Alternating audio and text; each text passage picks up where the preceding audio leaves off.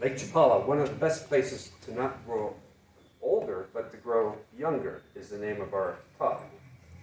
The central ideal, the idea I want to leave you with today, is that living at Lake Chapala is already stacking the odds in your favor of extending your healthy lifespan. And the next wave of AI-enabled tools that will be emerging over the next 2 to 10 years, such as advanced AI, better diagnostics, emerging therapies, these will all stack the odds even more in your favor. You might live longer and healthier than you think. So let me start with a quick show of hands, just so I know who I'm talking to. How many people here live full-time? Wow. And I guess the rest of it part-time? All right, that's interesting. And how many here have used AI, like ChatGPT or any other AI, at least once? Wow, almost everyone. Well, 80% or so. Interesting. And anyway, and who here is curious about the idea of living younger, longer? Who here thinks that's a little crazy idea? There's 3 of those. All right. Either way, you're here, so let's dive in.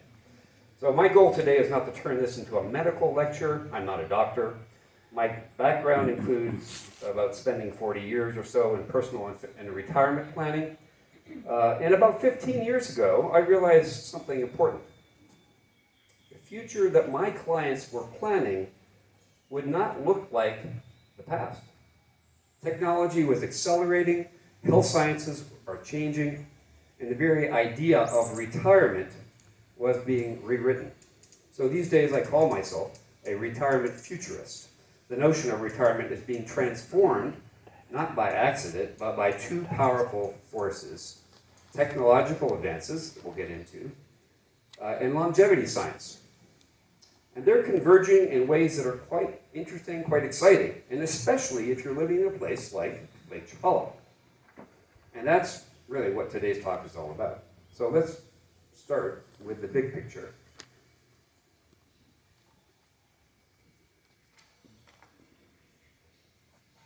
For most of our lives, retirement meant just one thing. We had maybe 15 or 25 years after work of maybe slowing down, maybe some travel in the first few years, if you had the money. And then gradually you'd wind down, you might move closer to your family, and then perhaps you'd join the early bird special crowd.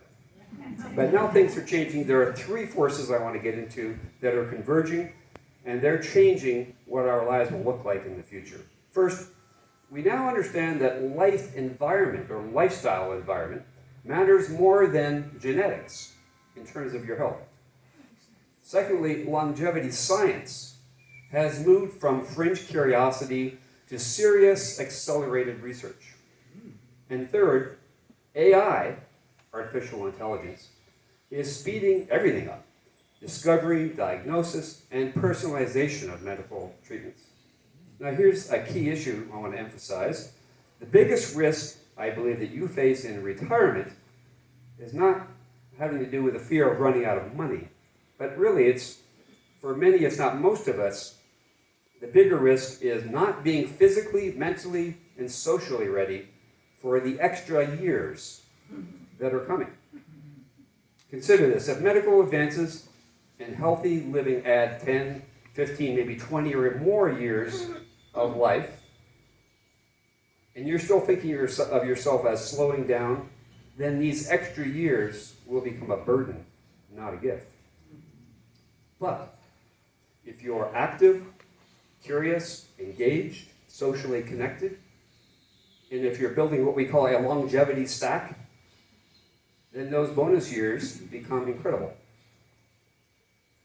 Let me tell you a story that brought this home to me. I know a Lakeside resident. I'll call him Tom. He moved here at age 73 after taking one of our Focus on Mexico programs that my wife and I run. He wasn't in terrible health, but he wasn't thriving either. And within his first year here, he was walking a lot more, he was sleeping better, he was socializing more, and losing weight.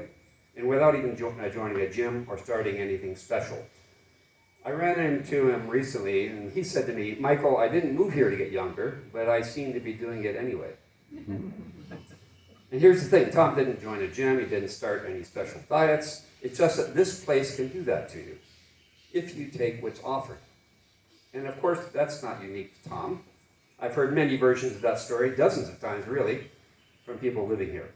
So the question is, why does Lake Chapala enable better health?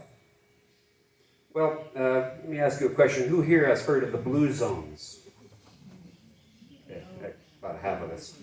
Well, these are areas in the world that routinely people live to 100 plus in vibrant health. And so they were able to identify common lifestyle habits that drove that longevity. Now, I'm not saying that Lake Chapala is a blue zone per se, but let's explore what I'll call the lakeside longevity stack. I know what a lot of people think when they start thinking about longevity, they might think about pills or high-tech labs, but really, and you also might be thinking about things like superfoods or supplements and drugs. That might be part of your lifestyle stack, but here's what the science actually says about the foundation of living a long, healthy life, and that is the environment. It's not genes. Genes matter for sure, but as I mentioned earlier, they matter less than most people think. About 20 or 30% of longevity can be ascribed to genetics. It's what you do every day, where you live, who you're around, what you eat, how much you move. These things add up over time in ways that are surprisingly predictable. And Lake Chapala scores unusually high in almost every one of those factors. So let me walk you through them. The first pillar, movement. That's kind of built in here. Study after study has shown that regular walking is one of the best predictors of staying independent as we age. The challenge for a lot of people is when they retire or when they age, movement becomes something that they don't want to do or they have to force themselves to do. But here at Lake Chapala, in general, movement is kind of built into our life. We usually walk to go somewhere. We go on hikes. There's the bike path. There's the walking path. So your body gets the benefit whether you think it's exercise or not. So if you're here, you're already getting one of the most important longevity factors, almost for free. And of course, hiking or playing tennis or pickleball are extra boosters in that regard. The second pillar is food. And food that's easier to afford and simpler to eat. One of the biggest barriers of eating well as you get older is this. Good food is expensive and it's kind of inconvenient to find. So, or both. So people stop bothering. Their diet goes downhill. But for much of Mexico, including Lake Chapala, we don't really have that problem. Avocados and berries are relatively cheap. Vegetables are cheap. And they're everywhere. Not to mention the umpteen restaurants that have many healthy dishes. Now, you don't need to start some fancy diet. You don't need to do intermittent fasting or become vegan. You just need to eat real food most of the time. Protein, vegetables, fruit, and some healthy fats. When healthy food is easy and economical, people naturally eat better without needing any kind of complicated structure or diets. And when those things are available and affordable and fresh, you eat them. I know people who moved here and their diet just naturally improved because the economics made sense. A dozen eggs, an avocado, some fresh fish, some beans. That's a healthy and affordable meal, and it's real food. Now the third pillar is sunshine and circadian rhythm. Your body runs on a clock. It's called the circadian rhythm. And that clock is set by sunlight, especially sunlight in the morning. When you get sunlight in your eyes in the morning, it tells your body, okay, it's daytime. Wake up, get going. That signal cascades through your whole system. You wake up, you get going. It improves your mood. It regulates your metabolism. It helps you sleep better at night and strengthens your bones and immune system.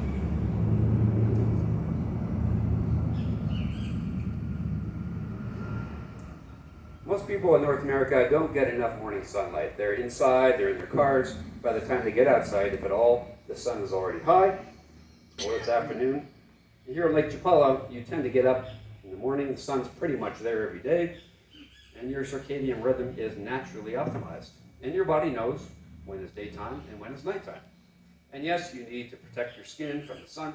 Not saying to sit out for hours, but even 20 minutes a day on your face and arms, that's surprisingly powerful as to what it can do for your health. And this takes place naturally here. The fourth pillar, lower stress, a slower pace. Chronic stress accelerates aging at the cellular level, and strong social connection does the opposite. It protects health as powerfully as quitting smoking. Most people in North America live with chronic stress. There's the traffic, the work pressure, CNN news cycle, time pressure, financial anxiety. It's just a hum of modern life. But at Lake Chapala, like much of Mexico, it's different. The pace is slower, the pressure is lower, people here are not so stressed, although there are some exceptions. And it's not about getting ahead. Life has a different rhythm and the nervous system feels that. A lot of us also do things like meditation or yoga, even better. Now the fifth pillar is social connection. And this is a big one. The World Health Organization in 2025, this year, had a commission on social connection. The report stated that strong social connections improve health outcomes and cut early death risk by up to 30%. This is on par with key physical health factors like physical activity and not smoking. This makes loneliness a major public health threat, akin to smoking or obesity. The translation is if you're isolated, it's like smoking. It actually ages you faster, even if you don't feel lonely. Another way to say this is, if you're socially connected, it protects your health as much as quitting smoking does. Living at Lake Chapala, the community nearly forces social contact, but in a good way. You can't walk to the store without running into somebody. You go to a restaurant, you see people. You go to a clinic, you see people. There are clubs, associations, and groups. People are generally friendly. So if you live here, you're almost automatically getting one of the most powerful longevity tools that exists, social connection. Now all of this, the walking, the food, the sun, the low stress, the social connection, this is the foundation. This is what Lake Chapala offers you almost for free if you use it. And this combination of lifestyle factors is indeed powerful. But I'd like to suggest one other important thing on top of this. And I want to introduce to you a concept you may not have heard of before. I think it's pure gold for people 50 plus. It's called VILPA, V-I-L-P-A. VILPA stands for Vigorous Intermittent Lifestyle Physical Activity, VILPA. What does that mean in plain English? It means short bursts of hard effort that happen inside your normal life. Not necessarily exercise, just normal life. You already do VILPA. You just don't call it that. And there are hills, there are stairs, pickleball, short bursts, where you're breathing hard for a minute or two inside normal life. And I suppose sex fits in with this, but 2 minutes seems like a long time to me.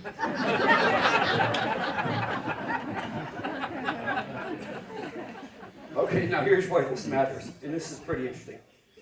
This is actually new research this year. 1 minute of VILPA, or vigorous effort, is roughly equivalent to 4 to 9 minutes of moderate effort. They used to think it was only 1 to 2. Now it's 1 to 8, like 4 times as much. So let me say it again. 1 minute of hard work is like 4 to 9 minutes of brisk walking. So if you take a 20-minute walk and you're just strolling, that's great.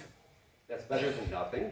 But if you take that same 20-minute walk and you add in 2 or 3 minutes where you're going uphill fast or you're moving quickly, the benefit to your heart, your metabolic system, and your cellular fitness, it jumps dramatically. The 2025 research that discovered this came from large studies using wearables and accelerometers. They could tell how fast you were going. Researchers looked at hundreds of thousands of people. They had their movement data, their health data, and their outcomes. And they mapped the relationship between different kinds of movement. and longevity.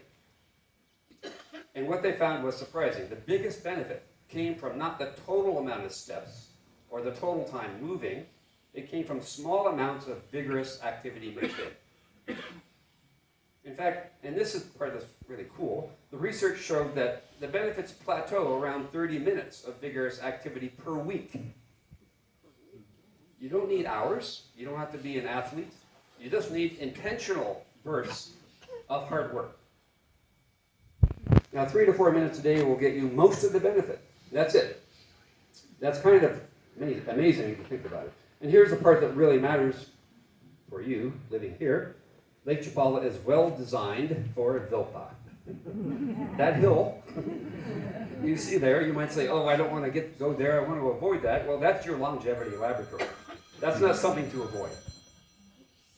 That's your daily strength and cardio session built in. So take it a little faster. Breathe a little hard. That's Vilpa.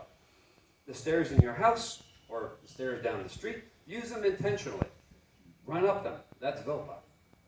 Tennis or pickleball, if you play, you're getting Vilpa. You're moving hard, you're thinking fast, your heart rate is up, and you think you're just playing a game. So let me give you a mini challenge. Pick 2 moments in your day where you'll add 60 or 90 seconds of Vilpa. Think about it. Not an hour, not even 10 minutes, just a couple moments in your day that you could add that in. Where would those be for you? Of course, if you do have some health concerns, health safety concerns, check with your doctor first before getting into this. But just by adding a few minutes of Vilpa to your day, the science says you're getting disproportionate benefits, and that's the upgrade to all the other things that we listed that Lake Chapala is already offering. Okay, now we want to shift gears a bit and talk about brain. A lot of people think brain decline is inevitable. You get older, your memory gets worse, you move slower, your thinking gets hazier. And a lot of people kind of accept that. Well, they say, well, I'm 68 or whatever, and what do you expect? Well, here's what the research actually says. Brain decline is not inevitable. Your brain can grow, it can even get stronger, it can build new connections, and even grow new neurons, even in your 70s, 80s, and beyond. One of the best ways you can do that is to learn new things. And learning a new language is almost the perfect example. So when you learn a new language, you're forcing your brain to pay attention, really pay attention, because you have to understand what's being said. You build new memory. You have to remember the words, the grammar, the structure. You problem solve. Every conversation probably is a puzzle or a challenge. And it's also a social interaction. And you experience some frustration, typically, when you're trying to get yourself understood. It's hard. It's supposed to be hard. All those to bring a noticeable jump in the pace of medical breakthroughs. Now, on a personal level, it means right now, if you give AI a lot of information, like your symptoms, your medical history, your medications, your blood tests, your sleep data, if you have wearables, AI can look at all that and see patterns that a human might miss. It can synthesize that information and give you a coherent picture of your health. Now, one safety suggestion, some of your medical reports might have your address and your social security number on it or whatever. Don't let that happen, so make sure that doesn't get in there. Or banking information, I wouldn't share that. But definitely on the health side, it can be really quite extraordinary what AI can help us point out. Now, AI itself is becoming, secondly, a practical second opinion engine. When you're sitting at a doctor's office or you're worried about a symptom, say at home, AI can now give you a pretty good second opinion.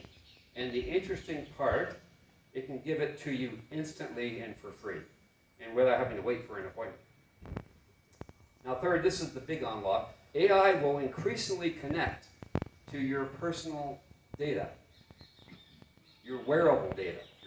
You're wearing an Apple Watch or whatever you're wearing, or your phone even. This will actually include things like your health trends, your symptoms trends. It'll give you personalized insight when that gets tied into AI in the next year or two. So instead of generic health advice, you'll get advice tailored to your specific patterns and your specific health. Now, obviously, if you think you're having an emergency, chest pain or a stroke or whatever, you don't pull out your AI and ask it. You should just get to a doctor, okay? Get to the hospital. But here's what's interesting. A big study by JAMA, the Journal of American Medical Association, looked at AI diagnostic accuracy versus physician accuracy.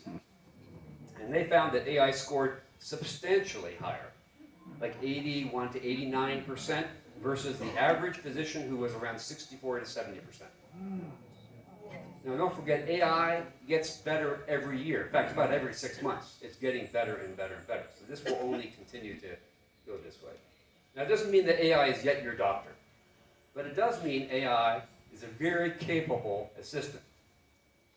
Still, I would say your doctor brings judgment. They know you, they understand context, and they have accountability. They can also order tests and make clinical decisions. But AI can act as your medical co-pilot. It's all about these new tools, about health, about staying curious about yourself. And the curiosity itself is protective. People who keep learning age slower. So don't isolate. Be part of the community here. Show up. And yes, have people in your life. If you do those things, if you build your stack, if you stay curious, if you're connected, then when the next bridge comes, you'll be ready. And honestly, living at Lake Chapala is already giving us a huge head start. Thank you.